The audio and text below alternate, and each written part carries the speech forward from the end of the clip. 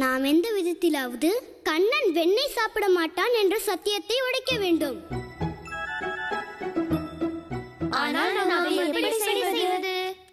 ராதா மகளே, பார்த்தாயா உனக்காக நான் என்ன கொண்டு வந்திருக்கிறேன் என்று? அம்மா, நான் ராதா. நான் ஒன்றும் கண்ணன் இல்லை, வெண்ணெய் சாப்பிடுவதற்கு. உங்களுக்கு தான் தெரியுமே அம்மா, நான் வெண்ணெய் விரும்பி சாப்பிடுவதில்லை என்று. மகளே, இது வெண்ணெய் மட்டுமல்ல, கோபேஸ்வர் மகாதேவரின் பிரசாதமும் கூட. இதை நீ வாங்கிதான் ஆக வேண்டும். ஏனென்றால் கோபேஸ்வர் மகாதேவரின் பிரசாதத்தை வாங்கிக் கொள்ள யாரும் மறுக்க மாட்டார்கள்.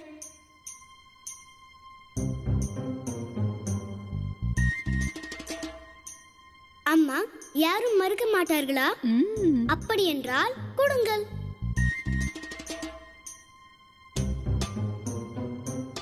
இப்போது இந்த கோபேஸ்வர் பிரசாதத்தை நானே எல்லோருக்கும் வழங்குவேன். ராதா, நீ இந்த பிரசாதத்தை அனைவருக்கும் எப்படி வழங்குவாய்? அனைவருக்கும் அல்ல லலிதா, நமது கண்ணனுக்கு மட்டும்தான் கொடுப்பேன். நானும் பார்க்கிறேன் அந்த இடையனின் சத்தியம் எப்படி உடையாமல் இருக்க போகிறதென்று.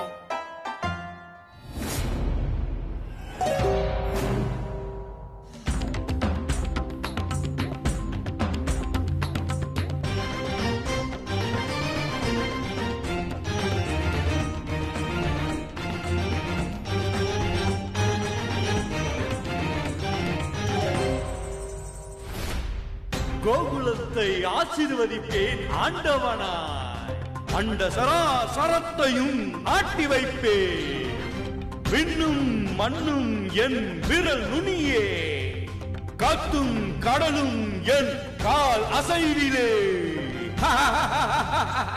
அதிகார கம்சன் நான் தானே, பஞ்சபூத நாதனே.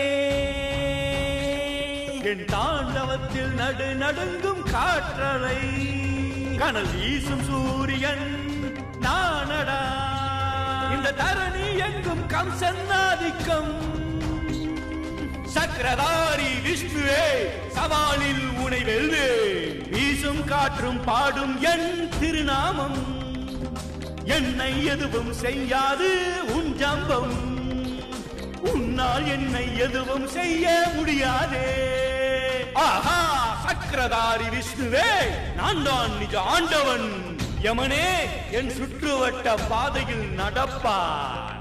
என் ரூபம் சம்பூர்ண பிரம்மாண்ட விருட்சமாகும். உன்னால் என்னை எதுவும் செய்ய முடியாது முடியாது.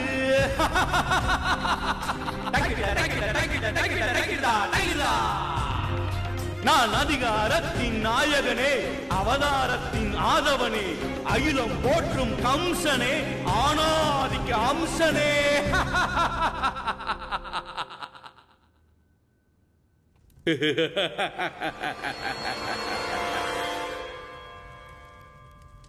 கடவுளே, பத்ராக்ஷா, கடவுளே, இனிமே கோகுலவாசிகள் 2 மடங்கு வரி கட்டுவார்கள். யாராவது தரவில்லை என்றால் நந்தரே அதை வாங்கி தருவார். நந்தன் கம்சனுக்காக வசூலித்து தருவானா? ஆம் கடவுளே.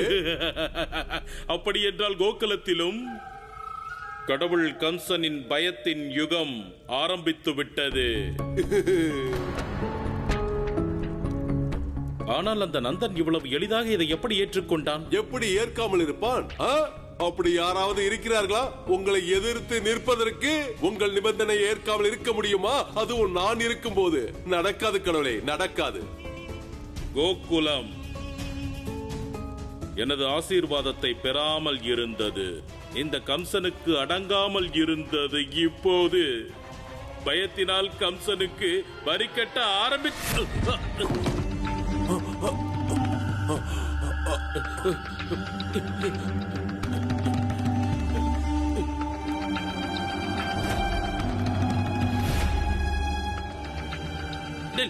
நில் நில் நில், அங்கேயே நில் நில். கடவுளே, பொருட்களை சரியான இடத்தில் வைக்க மாட்டீர்களா?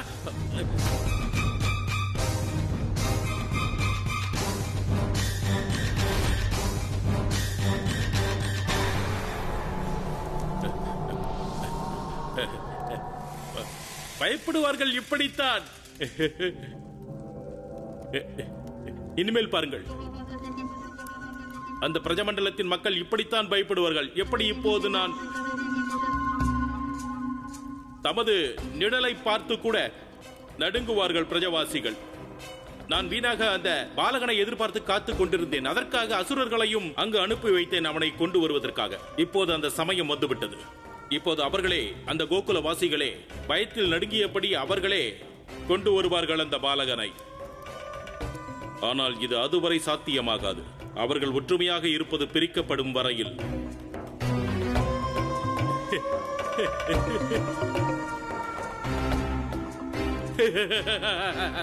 ஓ சக்கரமேந்திய விஷ்ணுவே, நீ அசரதிகள் பல ஒலிக்கச் செய்பவன், பெரிய மாயவித்தைக்காரன்.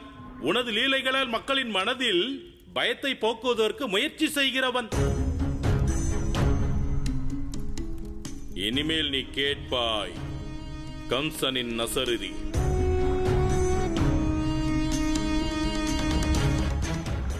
இனிமேல் நீ பார்ப்பாய் கடவுள் கம்சன் மீது இருக்கும் பயத்தை.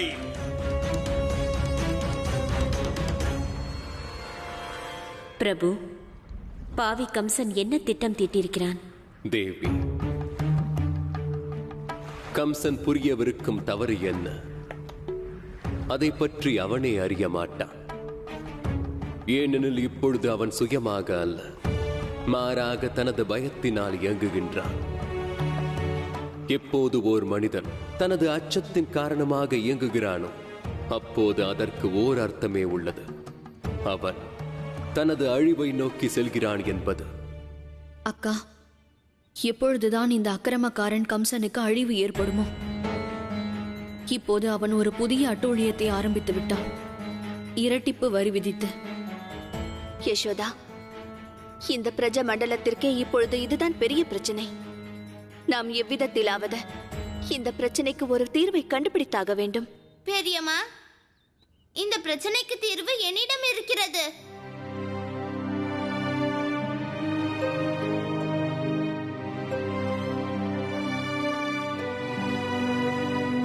கண்ணா, உன்னிடம் என்ன தீர்வு இருக்கிறது இந்த பிரச்சனைக்கு? அதாவது பிரஜவாசிகள் அனைவரும் உறுதியாக இருக்க வேண்டும், இந்த கம்சன் மாமாவிற்கு பால் மற்றும் வெண்ணெய் கொடுக்க கூடாது என்று. அப்படி இருந்தால் இந்த பிரச்சனை தானாகவே முடிவுக்கு வந்துவிடும். கண்ணா, நாம் மன்னர் கம்சருக்கு பாலும் வெண்ணையும் தரவில்லை என்றால் நமக்கு தானியங்கள் கிடைப்பது எப்படி? அம்மா, முனிவர் கர்காச்சாரிய சொல்லுவார், அதாவது மக்களுக்கு உணவளிக்க வேண்டியது, அவர்களை பாதுகாக்க வேண்டியது ஒரு அரசனின் முதல் கடமையாகும் என்று. ஆனால் மாமன் கம்சன் கடமையை நிறைவேற்றுவதற்கு பதிலாக தமது மக்களுக்கு அநீதி செய்கிறார். அதுவும் இவ்வளவு பெரிய அநீதி, மக்களிடம் மிச்சம் இருக்கக்கூடாது என்று. தானியம் வாங்கலையோ தானியம், தானியம் வாங்கலையோ தானியம், கோதுமை தானியம் வாங்கலையோ. மகளே ராதா, பர்சனாவிலிருந்து எங்களுக்கு என்ன கொண்டு வந்திருக்கிறாய்? மாமா, நான் கோபேஸ்வர பிரசாதத்தை கொண்டு வந்திருக்கிறேன். கோபேஷ் மகாதேவரின் பிரசாதமா? இது நாங்கள் செய்த பாக்கியம். மகளே, எங்களுக்கு அந்த பிரசாதம் கிடையாதா? கிடைக்கும் மாமா, ஆனால் அதற்கு முன்பாக இந்த பிரசாதத்தை கண்ணனுக்கு தான் முதலில் கொடுப்பேன். அதுவரை நீங்கள் இதற்காக காத்திருங்கள். நான் இப்பொழுதே வருகிறேன். கண்ணனின் சபதத்தை உடைத்து இல்லை அவனுக்கு பிரசாதத்தை கொடுத்து. அம்மா, நீயே சொல், நீதானே எனக்கு உணவும் பாதுகாப்பும் வழங்குகிறாய். அதற்காக நீ என்னிடம் வரி வசூல் செய்கிறாயா என்ன? அம்மா, மக்கள் என்பவர் அரசனின் குழந்தைகள் தானே, பின் மக்களிடம் மட்டும் எப்படி? அவர் இப்படி செய்தால் மக்களிடம் தான் எதுவும் மிஞ்சாதே. இது என்ன விதமான பாதுகாப்பு அம்மா? அத்தை, கண்ணன் கூறுவது சரிதான். இவள் என்னிடம் இருந்து என்ன வரி வாங்க வந்திருக்கிறாளோ? மகளே ராதா, நீயா? வணக்கம் யசோதா அத்தை.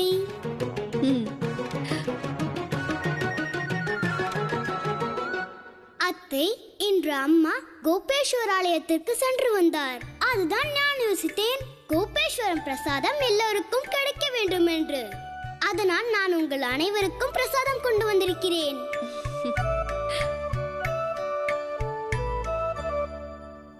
விஷாக்கா,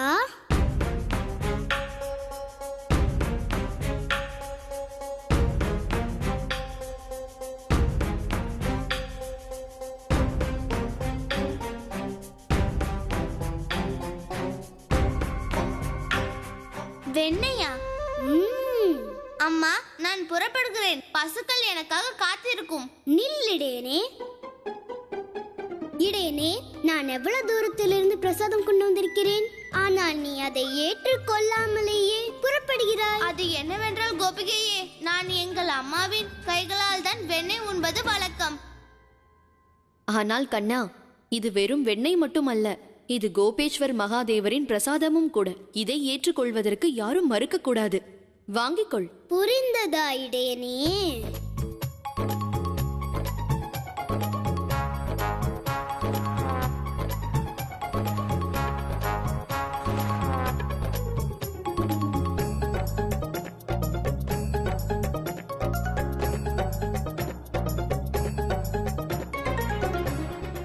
வாங்கிக்கொள் வெண்ணையை. இல்லை இல்லை, பிரசாதத்தை சாப்பிடு. நச்சரிப்பு கோபிகையே, எனக்கு எல்லாம் புரிகிறது. நீ பிரசாதத்தை வழங்க வரவில்லை, என் சத்தியத்தை என்ன மீற வைக்க வந்திருக்கிறாய். ஆனால் நான் என் தோழர்களை விட்டு கொடுக்க மாட்டேன். அவர்களுக்காக கொண்ட சத்தியத்தை நானே எப்படி மீற முடியும்? இடையனே, கர்வத்தை விட தவறானது தற்பெருமை கொள்ளுதல். நான் இதை விரும்பவில்லை. எனது கண்ணனுக்கு எந்த விதத்திலும் தற்புறம் இருக்கக்கூடாது என்று. இதனால் நான் உன் சத்தியத்தை குலைத்தே தீருவேன். நாராயண நாராயண, இது என்ன விந்தை பிரபு? இன்று தாம் இந்த உலகில் ஒரு தவறான முறைக்கு முடிவு கட்ட இருக்கிறீர்கள். ஆனால் எமது அன்னையே இப்படி தங்களை தர்ம சங்கடத்தில் ஆழ்த்தி விட்டார்களே. ஒருபுறம் தாம் செய்த சத்தியம், மறுபுறமும் மகாதேவரின் பிரசாதம். இப்பொழுது தாம் என்ன செய்ய போகிறீர்கள்?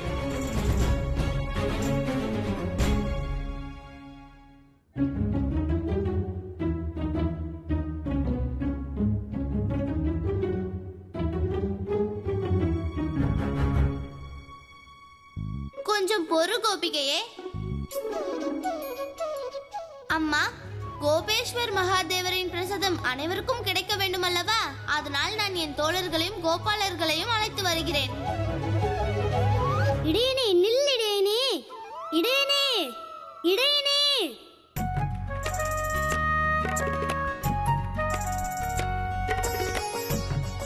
இடையனே, நான் யார்? ராதா. நீ எவ்வளவு சூழ்ச்சி செய்தாலும் நான் இந்த வெண்ணெயை உனக்கு ஊட்டியே தீருவேன். சகோதரா, கம்சனின் இந்த அநியாயமான நிபந்தனையை நீ ஏற்றிருக்க கூடாது. வேறு என்ன செய்வது? அச்சிறுவனை அனைவரும் முன்னெதிரையவே சாக விடுவதா? நண்பா, புரிந்து கொள்ள முயற்சி செய். அநியாயத்தை எதிர்த்து போராடுவதற்கு உயிர் என்பது அவசியமாக ஒன்று. அதை புரிந்து கொள்ளுங்கள். நீ கூறுவது உண்மைதான் சகோதரா. ஆனால் மரணம் நிதானமாக வந்தாலும் விரைவாக வந்தாலும் மரணம் என்பது மரணம் மட்டும்தான். தாங்கள் அனைவரும் கூறுங்கள்.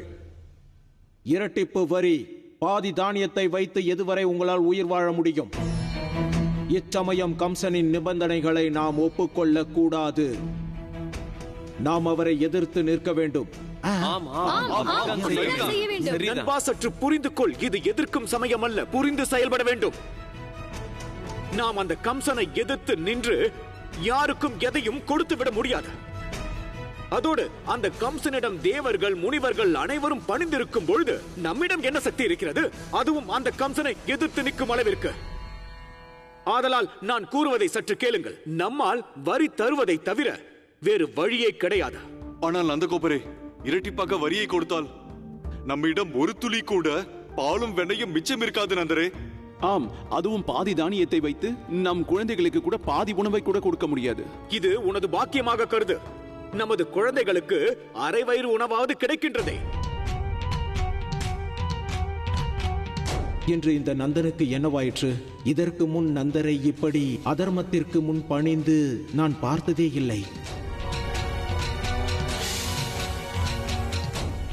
எனக்கு புரிகின்றது. எனது கருத்தில் உனக்கு உடன்பாடு இல்லை என்று. ஆனால் நீதான் புரிந்து கொள்ள வேண்டும். எனக்கு இங்கிருக்கும் மக்களின் அமைதியும் நிம்மதியும் மட்டும்தான் முக்கியம். அமைதியா? நீதியை ஏற்றுக்கொள்வதுதான் அமைதிக்கான வழி என்றால் இதைவிட துர்பாக்கியம் வேறு எதுவும் இருக்க முடியாது.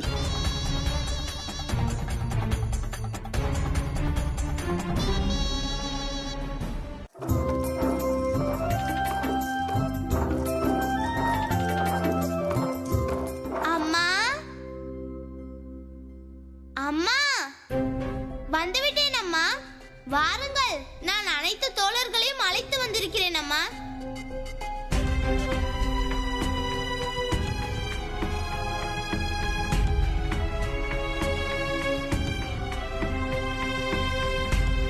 அம்மா, இவர்கள் அனைவரும் என்னுடன் மாடு மேய்க்கிறார்கள். அது மட்டுமல்லாமல் இவர்கள் என் தோழர்கள். ஆனால் இவர்களின் யாருக்கும் பாலும் கிடைப்பதில்லை, வெண்ணையும் கிடைப்பதில்லை. பால் மற்றும் வெண்ணெய்க்கு முதல் உரிமை இடையர்களுக்கு தானே இருக்க வேண்டும். அம்மா, அதனால் நான் சத்தியம் செய்திருக்கிறேன், எனது தோழர்கள் வெண்ணெய் சாப்பிடாத வரையில் நானும் வெண்ணெய் சாப்பிட மாட்டேன் என்று.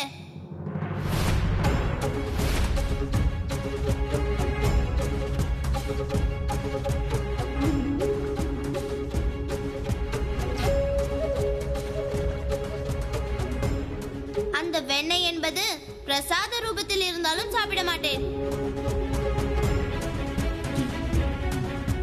கண்ணா, நீ என்ன கூறுகிறாய்? வெண்ணெய் தானே உனக்கு மிகவும் விருப்பமான உணவு. ஆனால் வெண்ணெய் சாப்பிடுவது இல்லை என்று சத்தியம் செய்திருக்கிறாய். அம்மா, எனக்கு வெண்ணெய் எந்த அளவுக்கு விருப்பமோ அந்த அளவுக்கு என் தோழர்களுக்கும் விருப்பம்தான். அப்படி இருக்கும் பொழுது என் தோழர்களுக்கு வெண்ணெய் கிடைக்காத போது நான் மட்டும் எப்படி வெண்ணெய் சாப்பிடுவது? அம்மா, பாருங்கள் என் தோழர்களை. இவர்கள் இந்த உலகத்தில் உள்ள உயர்வான மாடுகளை மேய்க்கிறார்கள், அவைகளுக்கு சேவை செய்கிறார்கள், ஆனால் பசியோடு இருக்கிறார்கள். அம்மா, நீதானே சொல்வாய், பிற உயிர்களின் துன்பத்தை கண்டு துன்பம் அடையாவிட்டால் அதைவிட குற்றம் வேற எதுவும் இல்லை என்று. உங்களுக்கு ஒண்ணு தெரியுமா அம்மா? ஒவ்வொரு நாளும் இந்த இடையர்கள் மாடு மேய்க்க புறப்படும் பொழுது இந்த எண்ணத்தோடு தான் புறப்படுகிறார்கள், இன்று நமக்கு பால் சுவைக்க கிடைக்கும் என்று. ஆனால் ஒவ்வொரு நாளும் சூரியன் மறைவது போல இவர்களின் ஆசையும் மறைந்து விடுகிறது. கண்ணன் சொல்வது உண்மைதான் சித்தி. கறவையாளர்கள் பால் கறக்கும் போது நாங்கள் அவர்கள் அருகில் போய் நின்று கொள்வோம். நாங்கள் வேண்டிக் கொள்வோம், பால் கறக்கும் பொழுது ஒரு துளியாவது எங்கள் மீது பட்டுவிடாதா என்று. அப்படி பட்டுவிட்டால் எங்கள் ஜென்மம் ஈடேறி விடும் என்று. சித்தி, நாங்கள் அவ்வப்போது நினைப்பதுண்டு, இடியர்களாக பிறந்ததற்கு பதிலாக கன்றுக்குட்டிகளாக பிறந்திருக்கலாம் என்று. அப்போதாவது எங்களுக்கு வயிறார பால் கிடைத்திருக்கும் என்று.